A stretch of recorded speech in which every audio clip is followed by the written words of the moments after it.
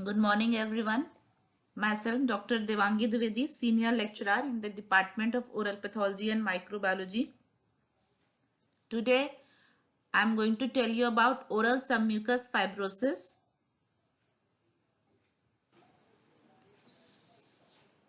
It is a chronic, progressive, scarring, precancerous disease which is characterized by mucosal rigidity. It is primarily seen in the Indian subcontinent and in Southeast Asia.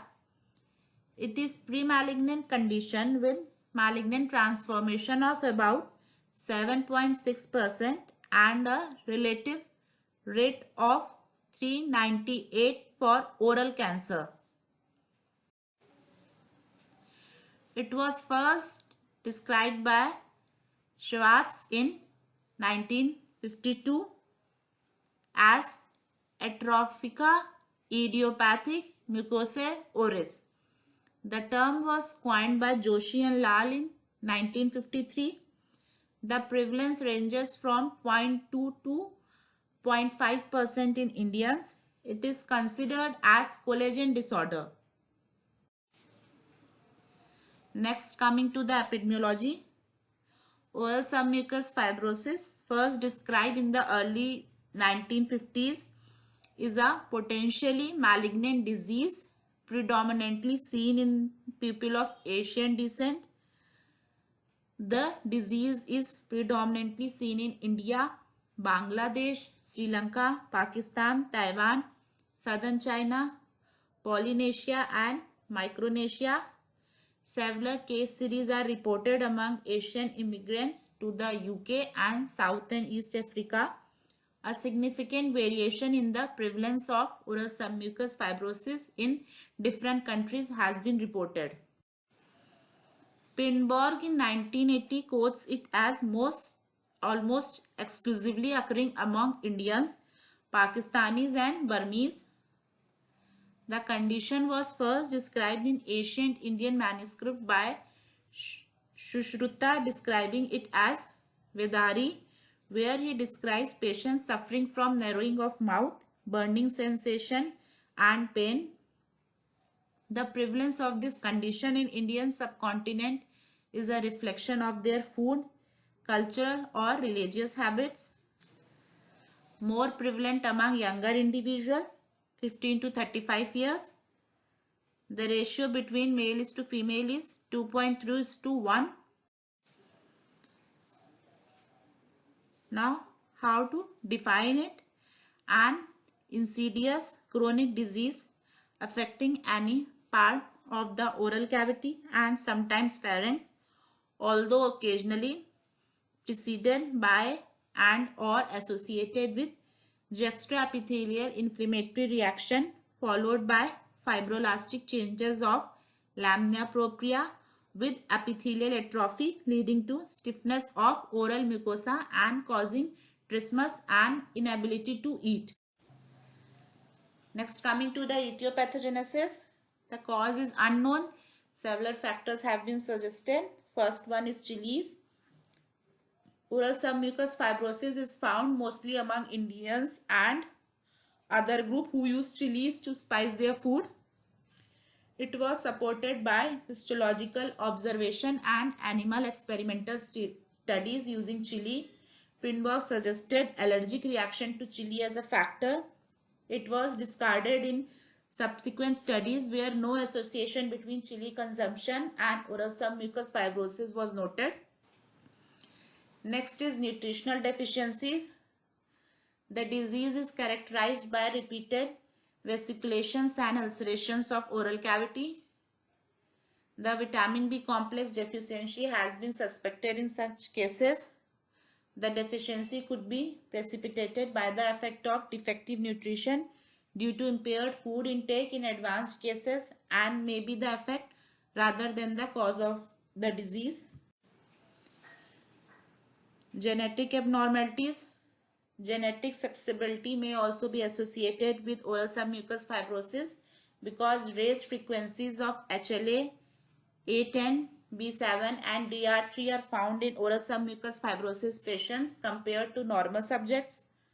Further, HLA typing done by the use of PCR also demonstrates significantly increased frequencies of HLA A24, DRB111 and DRB30202/3 antigens in 21 oral submucous fibrosis patients when compared with the English control.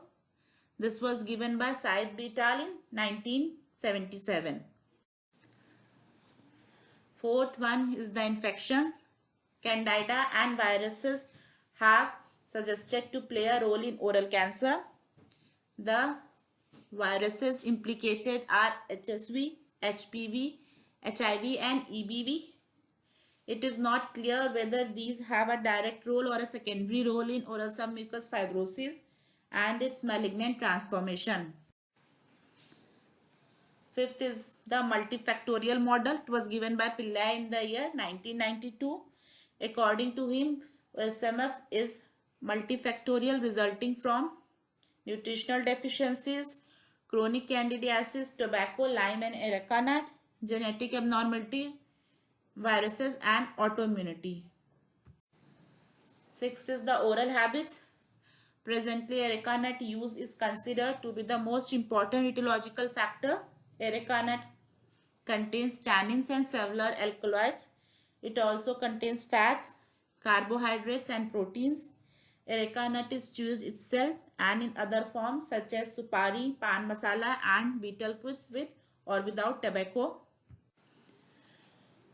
This is a flow chart showing the formation of oral submucous fibrosis. Starts with areca nut, tannins, alkaloids, which leads to fibroblast proliferation.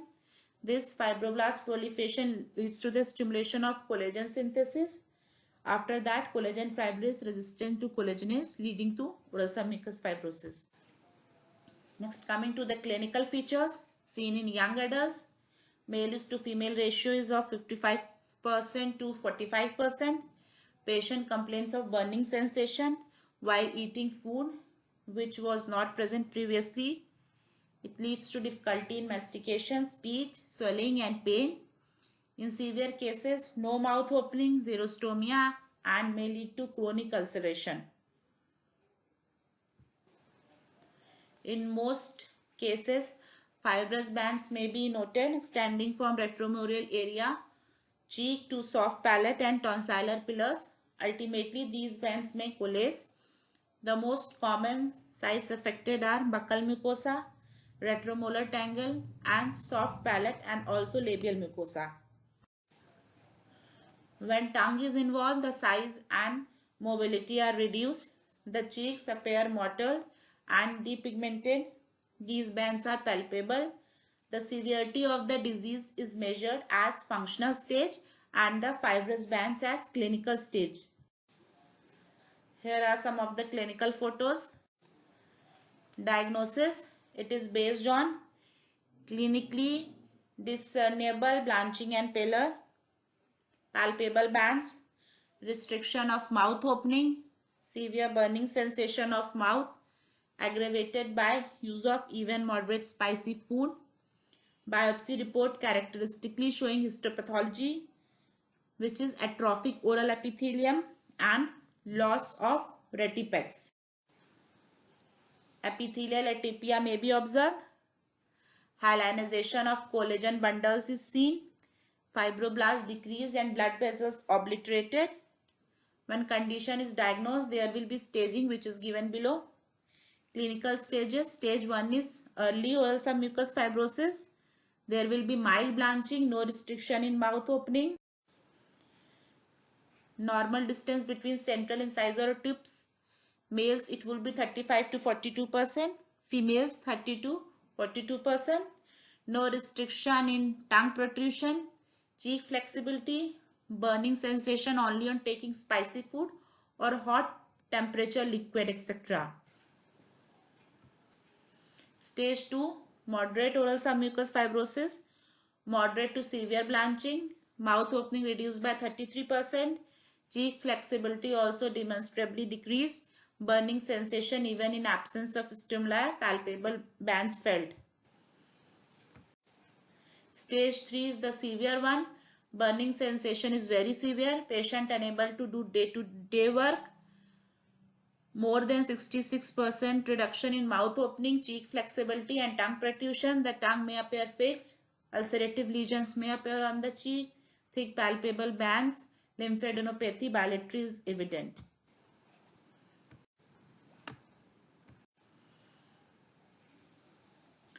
Heather et al. In 2000 has given this clinical staging. Stage 1 is fascial bands only. In stage 2, fascial and buccal bands. Stage 3, fascial, buccal and labial bands is seen. Next, coming to the functional stages. Stage 1, mouth opening less than 20 mm. Stage 2, mouth opening 11 to 19 mm. Stage 3, mouth opening less than 10 mm.